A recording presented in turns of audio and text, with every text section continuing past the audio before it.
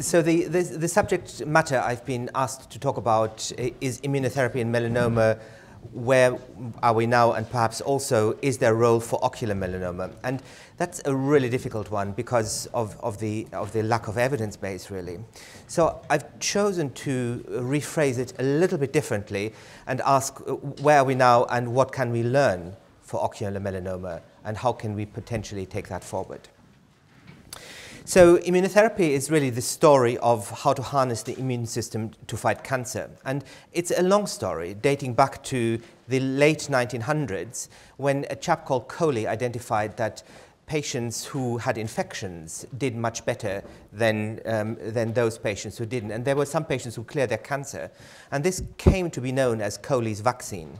He published his, the work was published really late, actually, about 50 years later, and has become one of the drugs that we, or the agents that we use in a purified format to make vaccines better.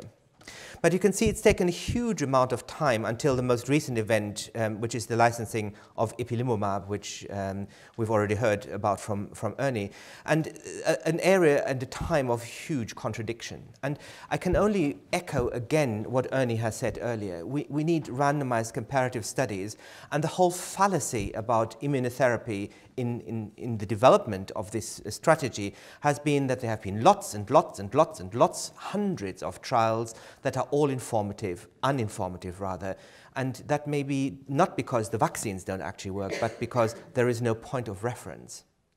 And we all know that patients who go to centres where there is expertise and a particular interest, so for example if you go to Liverpool and you travel to Liverpool, then by definition you feel better. You must be well enough to be able to travel. So many of these studies have apparently given us really good outcome data, only to then find when the same strategy was used in bigger studies that we couldn't reproduce the information. Really making the case that a mix of patients is required, that these studies need to be run in multiple centers and also need to be compared to a control arm. And perhaps it's not even so critical what the control arm is, and that's something that would need to be worked out.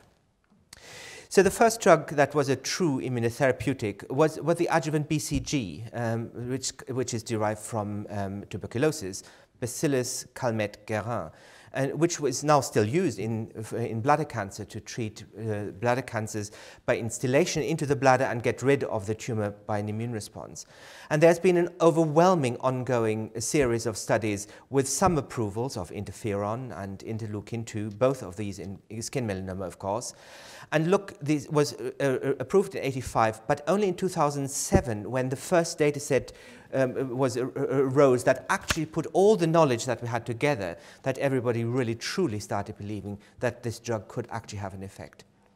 And the reason for that was particularly that the effect is really small. So you have to treat very many patients to see a little bit of benefit on average. And that's, I think, another story that we need to keep in mind when we start thinking about immunotherapy and new trials.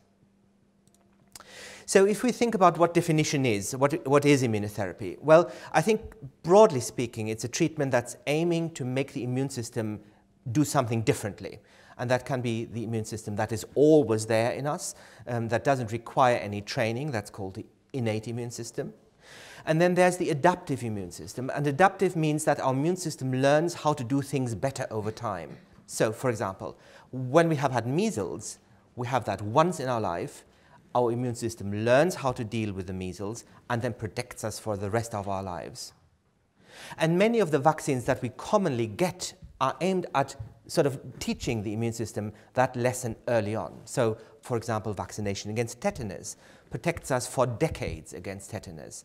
Vaccination against smallpox leads to lifelong immunity. So when you're challenged with the same infectious agent again, you don't get sick again. Or if you've been vaccinated before you ever got sick, you prevent that infection from happening. And so the immunization, exploring the adaptive immune system, is an attempt to educate the immune system in the right way. And clearly that's important for cancer also. So we're trying to upregulate the immunity against infection, or in our case, cancer. But the same strategies, or rather their counterparts, can also be used in situations where the immune system is overactive. So we all know about autoimmune disease, psoriasis, atopic dermatitis, Crohn's disease, ulcerative colitis, rheumatoid arthritis, are all diseases where the immune system is not just doing its normal job, but doing a too good a job in a particular element of the body. And keep that in mind, because we'll need to come back to that at the end, towards the end of the talk.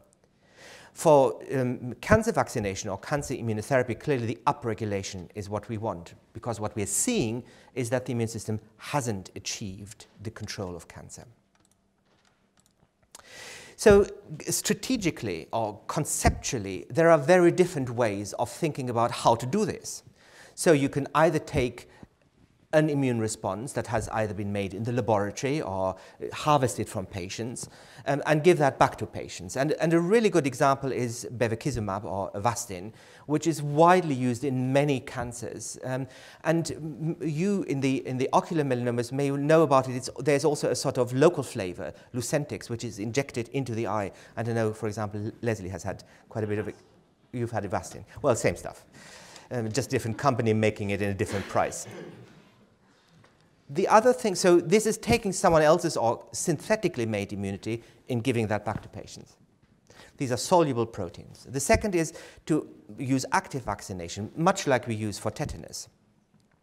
And then you can do something entirely different. You can take sort of ready-made immunity, but not one that would actually target a particular tumor antigen or an infection, but that would sweep the whole immune system along in trying to activate it. And CTLA-4 or ipilimumab, now Yervoy, is a really good example of that, and I'll talk about that in a minute.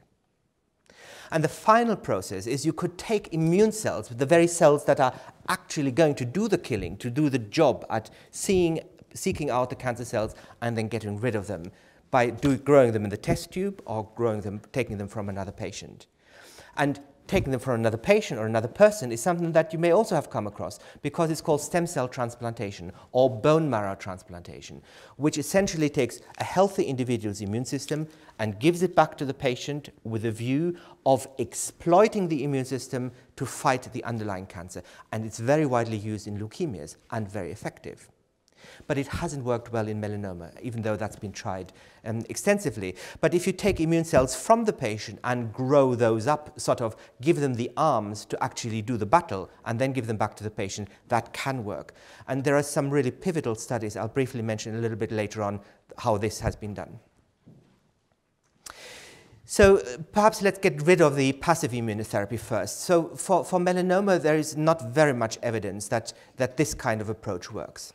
But it is a huge industry, and for some diseases, such as lymphoma, almost no patient dies these days without having received one of these drugs. The drug's called rituximab, and the sarcastic view would be it's called vitamin R, because everyone gets it.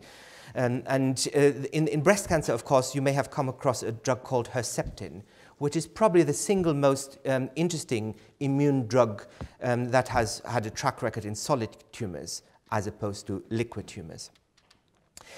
The drug that's been most widely used in melanoma is bevacizumab, and there's a UK trial in skin melanoma to prevent disease recurrence. It's called the Avast-M trial that's still recruiting, and we're waiting for the results. Overall, this approach has not been particularly successful for melanoma or any other solid tumor. The second would be to make a vaccine. So you could then give that vaccine to the patient, much like for infectious diseases, and use the patient's own immune system to make the bits that it needs to see the cancer. That could be to prevent the cancer coming back, so in the adjuvant setting, for example, after resection of the melanoma, or to improve disease control, which is clearly a much harder task. And in skin melanoma, there are about 200 or 300 trials that have been done with relatively very little success. But then the whole scene has changed, and that all started at two big meetings in 2009 in 4 different disease types. And of note, all these studies were randomized, so compare a standard of treatment to the standard plus the new vaccine. So this is in a type of lymph node cancer, lymphoma, in melanoma, in prostate cancer, and in bowel cancer. And these are very different concepts. So one are peptides, small little fragments of proteins given with a cytokine, this interleukin-2. And where the peptide alone never worked, the addition of the interleukin-2 clearly made a difference. The study wasn't very big. It's only 185 patients. There was no clear effect on overall survival, but there was a clear difference in the response rate. And the concept that I'm really would like to get across is not what these individual strategies are, because I don't actually think that that is so critical. I believe that there are many ways that lead to Rome in immunotherapy, but that you need a study that compares your key endpoint, and that may be quality of life, as Leslie would want to phrase it, or survival or disease control, and compare it to a standard. And that's where we started seeing that these immunotherapies can actually make a difference. And I think the key issue has been that oncologists, like myself, we've been very used to looking at treatments and looking at lumps. So we measure the disease on a CT scan, we give a toxic drug, radiotherapy, or give a toxic treatment, radiotherapy or chemotherapy, and we look after, for example, 6 or 9 weeks, we do another scan, and the lumps are not smaller, and the stuff isn't working, and we stop. Now, for immunotherapy, it turns out that that's the wrong thing to do, because it turns out that many of these approaches, they can benefit patients ages out, up to a year out for the ipilimumab, where a normal oncology drug would have long been abandoned as a failure.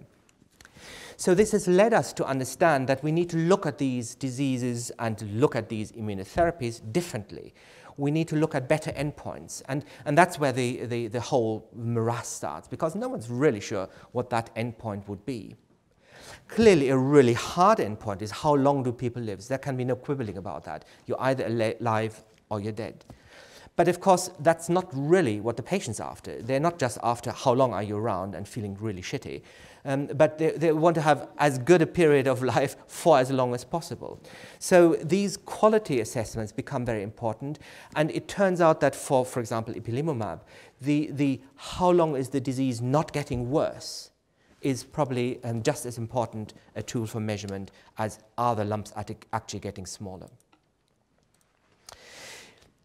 There's a melanoma vaccine that's been licensed. It's not in humans, it's in dogs. And that's quite instructive, actually. So dog melanoma, it turns out, is very similar to human melanoma. It mainly affects the mucosal sites, so the mouth, but also the skin. It's treated in the same way as human melanoma, so these poor dogs get chemotherapy with dacarbazine, that doesn't work, or they get interferon, that also doesn't work. Then eventually the animals die of metastatic disease. And what this group in the Memorial Sloan Kettering Institute did is they took the human gene, which is a gene that encodes for something that's particularly found in pigmented cells. It's called telomerase. In many cells, that's called telomerase. And they used the human sequence, which had already been used in people and didn't work, and put those into a vaccine, gave that to the dogs. And for the first time, these dogs did better. So they lived for longer, and the lumps got smaller. And that actually has now been licensed by Merial as a proper treatment. I have no idea what it costs, but if you are a dog owner in California, you're more likely to use this particular DNA vaccine for melanoma. But the concept is really about the human telomerase in humans has been there all the time, but the human telomerase into dogs is different, because dogs and humans are, as you will, I'm sure, appreciate, not exactly the same thing. So this same group is now taking the concept further, and they're taking sequences from both animals, so mice for prostate cancer, and from monkeys for melanoma, into human vaccines.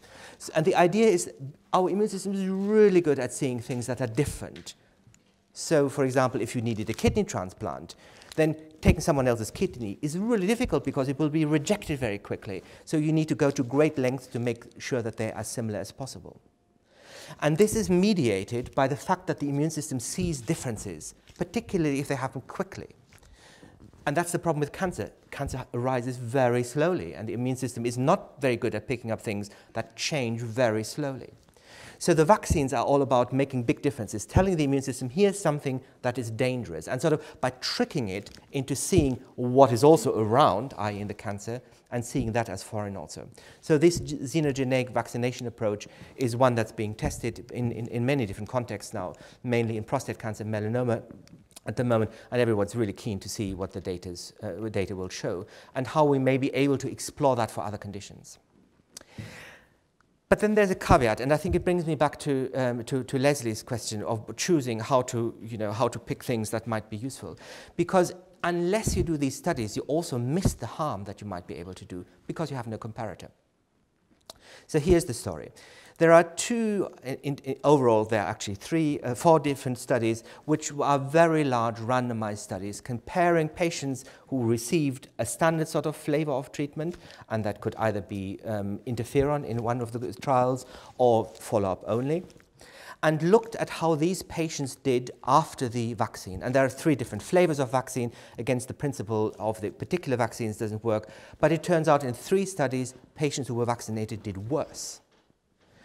So it illustrates that just because it doesn't do anything awful, like make your hair fall out or make you vomit, doesn't mean that it's going to be safe. And it turns out that also for the immune system, there are many sort of checks and balances in place. And there are cells that make the immune system work better and cells that make the immune system work less well.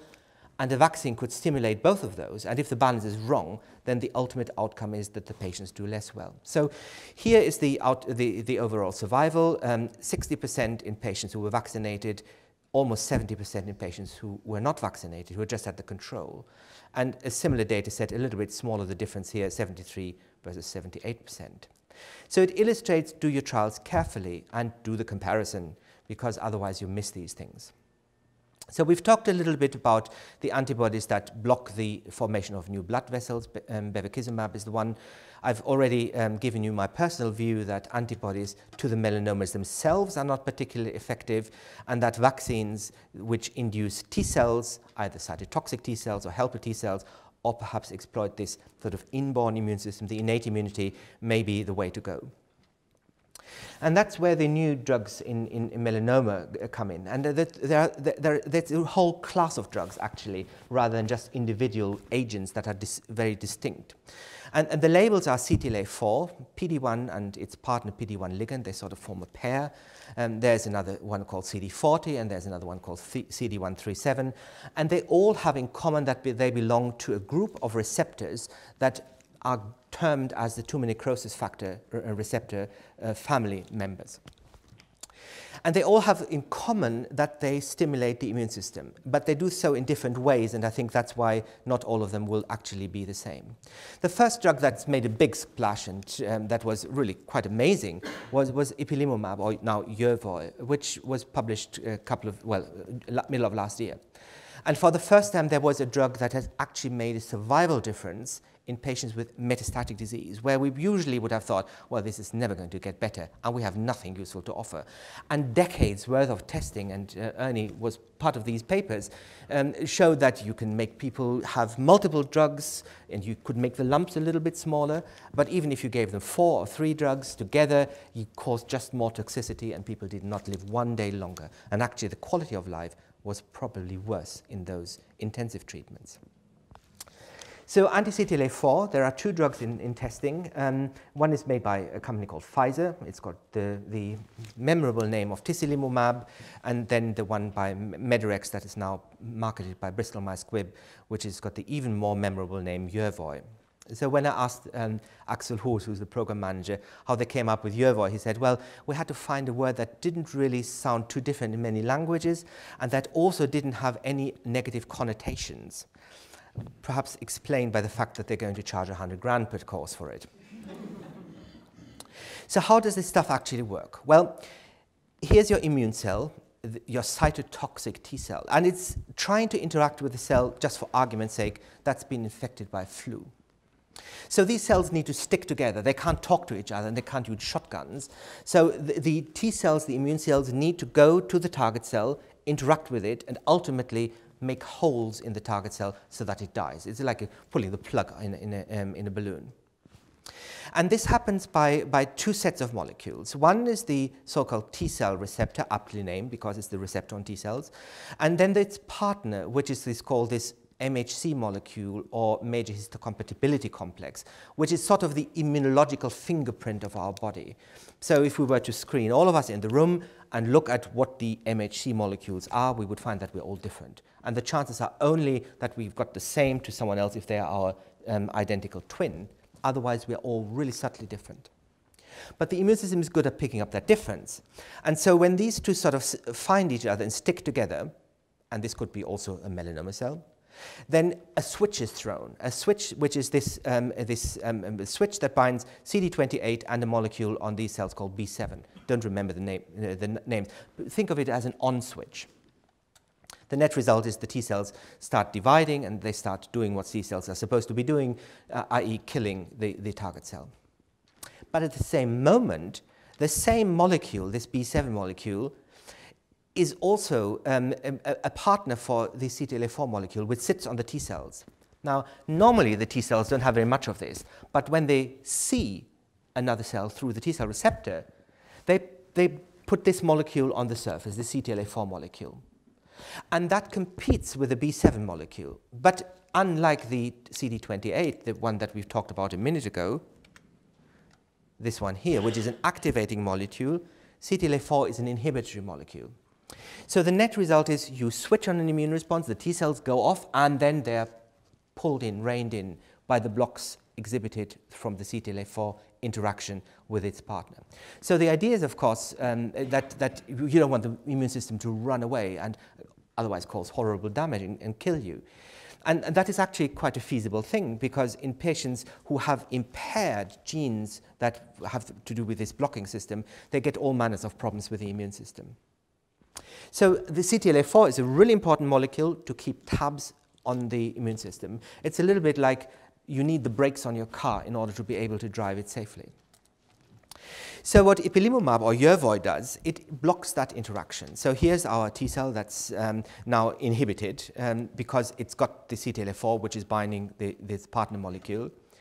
And along comes ipilimumab, and you add that into the system, and it binds to the CTLA-4 molecule on the T cell. So the off switch can no longer be engaged. So the T cells don't know that they're supposed to stop activating. And the net result is you get lots of T cells that are doing their job and hanging around and active and basically developing an effector function. So that's good if the immune system then starts seeing the melanoma lesions here in the lung and they disappear. But it's not so good if the immune system starts seeing things that it should normally not see. So, for example, what is happening in your bowel? The net result is you get diarrhea. And if it gets bad, you get holes in the bowel and you die. It can cause rashes of the skin. It can cause damage of the liver. And basically, any autoimmune disease that we're aware of or that we've observed can happen. And I've gotten quite good at this now. We've treated quite a few patients with ipilimumab, and I've learned things about rheumatology and nephrology that I never thought I would ever need again. Really because it is very critical to realize that this immune system is a very potent tool. Mess with it at your peril. Now, in fairness, most of the toxicities resolve. Some can hang on for ages and ages and ages. And sometimes it's really hard to work out whether it's still an immune response that's hanging on or whether something else is going on. Some side effects don't resolve. For example, if the immune system takes out the glands that drive our endocrine system, so the thyroid or the adrenal glands, and you have to then supplement patients for long term. But this is what it does in real life. So this looks at patients treated in this first seminal study. And basically, you start at the top left-hand corner where everybody is alive. And if everybody's died, you wind up at 0. And then you look over time what happens. So the sort of follow-up reporting was about 4.5 years. But you can see that each tick is either a censored patient or a patient that's died. And there weren't a huge number of patients who had been that long in the study when the data was finally reported. But the big story was that if you looked at the survival, about just under a quarter of patients were still alive at this sort of 4.5 years, as opposed to just under 6% of patients who would have been alive had they not had this ipilimumab. That was the vaccine control group. Now, that's clearly a major step forward. And you know, if you're 40 and you have children in school and you find yourself, you see them through adolescence into their early adulthood, that's clearly a major contribution. But it doesn't happen very often. And so ipilimumab is a really big story for an oncologist. But actually for the patients, it's not that revolutionary, because only a small group of patients have long-term benefit at cost. I've said this already. So if we look at this in numerically, then about a third of or 20% to 30% of patients have some kind of meaningful remissions or reduction in tumor load, but a quarter of the patients are still alive at long times out, and there is data sets that suggest that there are individual patients who do really well for very long periods of time and who may actually have learned how to keep their melanoma in check. The responses predict for outcome, so in other words, the lumps get better, you're more likely to live for longer. That's heartening for the oncologist who's trying to predict to the patient, well, actually your lumps are getting better, that must be a good thing. At least that's not completely wrong, but it clearly doesn't select out all the patients who benefit. And then there are lots of things that we don't know. So we don't know how much of this stuff to give, we don't know how long to give it for. Is 3 milligrams as currently used per kilogram actually the right dose? Should we use 10 milligrams per kilogram? How long should we give it? Should we use maintenance treatment? Should we continue giving this stuff all the time? How long should the intervals be? And all of that is unresolved. Nonetheless, I think it's a really big step forward conceptually, because here's a drug off the shelf that can make a difference.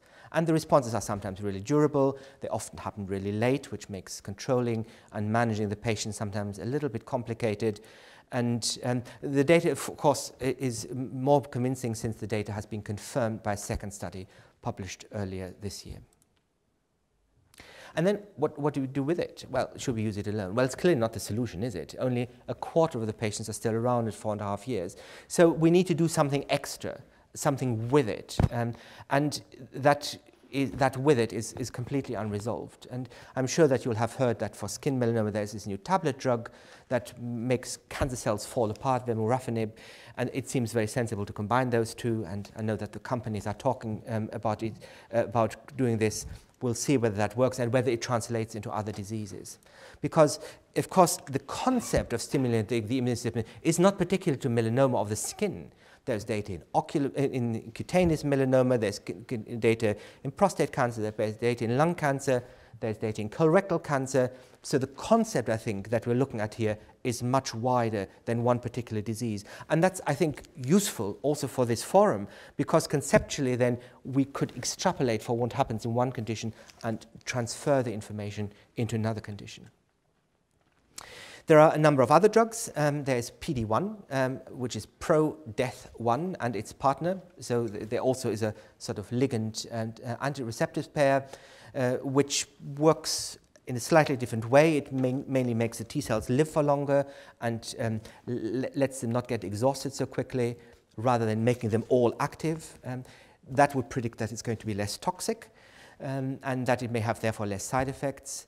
And there are two drugs, one made by Medirex and now BMS, and they've sublicensed that to, Medirex sublicensed it to a Japanese group, Ono, which is the faff because it's difficult to get PD-1 to Europe because BMS can only sell it in the US, so they're only going to do the trials in the US. But PD-1 ligand is probably coming to Europe during the course of next year, and there's a second drug called CT011 made by another company called CureTech that is coming to the UK reasonably soon. So the top line is really amazing, actually. So there's about 100 patient experience, 120. They're still collecting the phase 1 and 2 data, and they've extended the cohort with this antibody. And if you look at the numbers, kidney cancer, 14 out of 16 patients had stable disease or better. Melanoma, 25 out of 40 stable disease or better. Lung cancer, crikey, 50% of patients with often multiple previous treatments, median of 3 lines or 2.5 lines, can quite work out how you can have 2.6 lines of treatment. But in any case, that's what the average or the median was. So this is almost unheard of for an oncologist, that one drug with relatively little toxicity works in such a broad range of malignancies. And I think makes a really strong case that this is a drug we'd want to try and access for ocular melanoma also, if we can find someone to allow us access. And I think that's where Ernie's collaborative is going to really come into strength, because that's the sort of volume of power that you want to persuade companies to put things in. I think I'll skip this. I've already said most of this. So there's a wide range of drugs in early testing, promising results, best settings to be defined. I think we'll see increasingly more combinations. The two drugs, ipilimumab or Yervoy and anti-PD-1, are the obvious choices now. And benefit comes at the cost of toxicity, and I've already said mess with the immune system at your own peril. Where are we in ocular melanoma? Ernie's already reviewed the current trial for portfolio that is active worldwide as far as we know about it. This is from the NCI clinicaltrials.gov website. There's one trial with an anti-CTLA-4, the BMS, the Pfizer agent, which is recruiting in Alberta in ocular melanoma specifically. There's a vaccine study running in Rotterdam using dendritic cells in the Netherlands. Topical treatment Lucentis, which is the sort of Avastin equivalent by another company. Is there any evidence that this can work in melanoma? Well, I think there is, yes. The only really currently reported data set is from patients who were treated on this named patient program that BMS closed a couple of months back, or a few months back. No, actually, early this year. And there were 13 patients reported in this paper who had ocular melanoma. There were some patients who clearly had stable disease. We've treated 5 patients. Some patients have done reasonably well.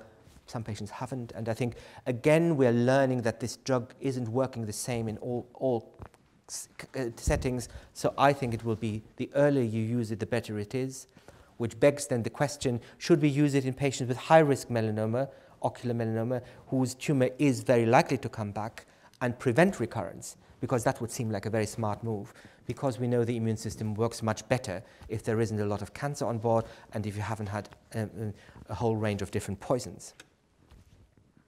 So there are currently only 3 immunotherapy studies, plus the 2 that Ernie mentioned I wasn't aware of with CTLA-4. Clearly we need better studies. We need international collaboration. Ernie's already taken that away, and the question ultimately is, do we need to set one up in the UK, or can we piggyback onto what a bigger community is doing? And I guess that's where we need your help.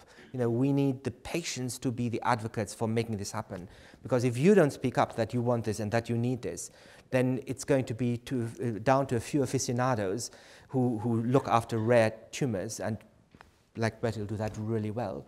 But that's only one voice. We need lots of voices, and that's why we're so keen to be here and to be part of this today.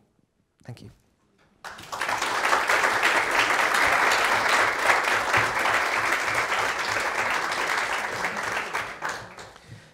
Can I take any questions? So either it was completely convincing or really boring.